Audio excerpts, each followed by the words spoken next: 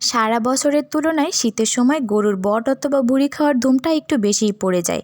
আর গরুর বট অথবা ভুঁড়ি পছন্দ করে না এমন লোকের সংখ্যা কিন্তু খুবই কম। তো আজকে আমি কিভাবে গরুর বট অথবা ভুঁড়ি রান্না করেছিলাম চলেন আপনাদের সঙ্গে সেই রেসিপিটি শেয়ার করি। হ্যালো এভরিওয়ান, আসসালামু আলাইকুম। আশা করছি যে যেখানে আছেন ভালো আছেন। আলহামদুলিল্লাহ আপনাদের দোয়াতে আমি অনেক ভালো আছি। তো আজকের ভিডিওটি শুরু করেছিলাম সকাল থেকেই। তো আমি যে সকাল সকাল ঘুম থেকে উঠে মগ ভর্তি করে কফি বানিয়ে নিয়েছিলাম। সকাল সকাল চা অথবা কফি না হলে তো আমার চলেই না। যারা রেগুলার আমার ভিডিও দেখেন তারা হয়তো খেয়াল করেছেন 2-3 দিন আমি ভিডিও আপলোড করছি না, কারণ আমি ঢাকায় এসেছি আমার ছোটো ননদের বাসায় বেড়াতে। তো ননদই তো আমাকে রেগুলার রান্না করে খাওয়াচ্ছে, তো চিন্তা করলাম আজকে আমি ননদকে রান্না করে খাওয়াই। তো সেই জন্যই রান্নাবান্না শুরু করে দিয়েছি। আমি এই যে প্রথমে লাউ দিয়ে জিয়েল মাছ দিয়ে রান্না করব। তো আমি এই যে মাছটা মশলার ভেতরে দিয়ে দিয়েছি। আমি এখানে সব রকমের মশলা দিয়ে তারপরে এই যে মাছটা দিয়ে ভালো করে নেড়ে চেড়ে আমি একটু সময় নিয়ে কষিয়ে নিব। আমি এখানে একটু পানি দিয়ে দিলাম। দেওয়ার পরে মাছটা একটু ভালো করে কষিয়ে নিয়েছি। আমি অফ ক্যামেরায় মাছটা মশলার ভেতর থেকে তুলে নিয়েছি। রান্না তো কম বেশি সবাই পারে, তো যেহেতু ভিডিও সূত্রে আমাদেরকে অনেক কিছুই বলতে হয়, তো সেই জন্যই বলা। তো আমি এই যে মাছটা তুলে নেওয়ার পরে আমি ওই মশলার ভেতরে লাউগুলা দিয়ে এখন লাউয়ের সঙ্গে মশলাটা ভালো করে নেড়ে চেড়ে মিশিয়ে নিব। মেশানোর পরে আমি এই যে এর ভেতরে গরম পানি দিয়ে দিয়েছি। গরম পানিটা দেওয়ার পরে আমি মাছটা দিয়েও ভালো করে রান্না করে নিয়েছি। তারপরে আমি একটু ধনেপাতা দিয়ে আমি এই যে চুলা থেকে নামিয়ে নেব। আমি পুরো ভিডিওটা আপনাদের সঙ্গে শেয়ার করলাম না।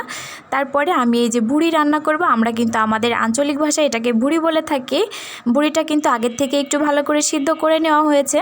তো আমি এই যে তেল দিয়ে দিয়েছি, তারপরে এর ভেতরে গোটা মশলাগুলো দিয়ে দিলাম। দেওয়ার পরে এখন আমি এই যে পরিমাণ মতো পেঁয়াজ কুচিটা দিয়ে দিব। এখন আমি একটু ভালো করে নেড়ে চেড়ে মিশিয়ে নিব। যখনই পেঁয়াজটা একটু সফট হয়ে যাবে তখন আমি এই যে থেতো করে রাখা রসুনগুলা দিয়ে দিয়েছি। রসুনটা দেওয়ার পরে আবারও একটু ভালো করে নেড়ে চেড়ে মিশিয়ে আমি এখন এর ভেতরে টেস্ট অনুযায়ী শুকনা মরিচগুলা দিয়ে দিব। আমি কিন্তু এখানে শুকনা মরিচের পরিমাপটা একটু কম করে দিয়েছি, যেহেতু ভুঁড়ি সিদ্ধ করার সময় সব রকমের মশলা দিয়ে তারপরে ভুঁড়িটি সিদ্ধ করা হয়েছিল। তো আমি এই যে মশলাটা ভালো করে নেড়ে চেড়ে মিশিয়ে এখন আমি এর ভেতরে টেস্ট অনুযায়ী লবণ, পরিমাণ মতো হলুদের গুঁড়া, ধনে গুঁড়া এবং জিরা গুঁড়া দিয়ে দিব। দেওয়ার পরে মশলাটা আবারও একটু ভালো করে নেড়ে চেড়ে কষিয়ে এখন আমি এর ভেতরে চর্বিগুলা দিয়ে দিব। চর্বিটা যেহেতু ভুঁড়ির সঙ্গে সিদ্ধ করা হয়েছিল না, তো সেই জন্য আমি চিন্তা করলাম চর্বিটা আগে একটু মশলার সঙ্গে ভালো করে কষিয়ে নিই, তারপরে ভুঁড়িটা দিয়ে দিব। আমার ভয়েসটা দেওয়ার সময় কিন্তু গাড়ি ঘোড়ার অনেক শব্দ হচ্ছিল, তো আপনারা কষ্ট করে একটু ভিডিওটি দেখে নেবেন। তো আমি যে অফ ক্যামেরায় ভালো করে চর্বিটা কষিয়ে তারপরে আমি যে ভুঁড়িটা দিয়ে দিয়েছি। ভুঁড়িটা এখন ভালো করে আমি একটু সময় নিয়ে কষিয়ে নিব। যেহেতু পরিমাণে একটু বেশি ছিল, তো যার কারণে নাড়তে একটু প্রবলেম হচ্ছিল। তো যাই হোক আমি ম্যানেজ করে ভালো করে কষিয়ে নিয়েছি। আমি কিন্তু অফ ক্যামেরা একটু সময় নিয়ে ভালো করে কষিয়েছি। এখন আমি এর ভেতরে দিয়ে দিলাম পরিমাণ মতো আদা, দারচিনি, এলাচ এবং জিরার একটা পেস্ট। দেওয়ার পরে এখন আমি একটু সময় নিয়ে ভালো করে ভুঁড়ির সঙ্গে নেড়ে চেড়ে মিশিয়ে নিব। মেশানোর পরে আমি কিন্তু এখানে পরিমাণ মতো গরম পানি অ্যাড করে দিয়েছিলাম, সেটা কোনোভাবে স্কিপ হয়ে গিয়েছে। আমি একটু সময় নিয়ে ভালো করে কষিয়ে নিব। কষানোর পরে আমি কিন্তু প্রেসার কুকারের ভেতরে দিয়ে 2 থেকে 3টা সিটি দিয়ে নিব। তো তার আগে আমি এখানে কয়েক কোয়া আস্ত রসুন দিয়ে দিয়েছি। রসুন দেওয়ার পরে কিন্তু আমি আবারও ভালো করে নেড়ে চেড়ে মিশিয়ে নিয়েছি।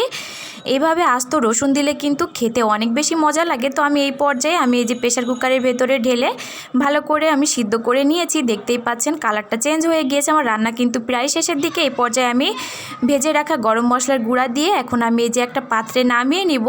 ভুঁড়িটা যে খেতে কী পরিমাণে মজা হয়েছিল আপনারা হয়তো দেখলেই বুঝতে পারছেন। তো এটাই ছিল আমার আজকের ভিডিওটি ভালো লাগলে শেয়ার দিবেন। ধন্যবাদ।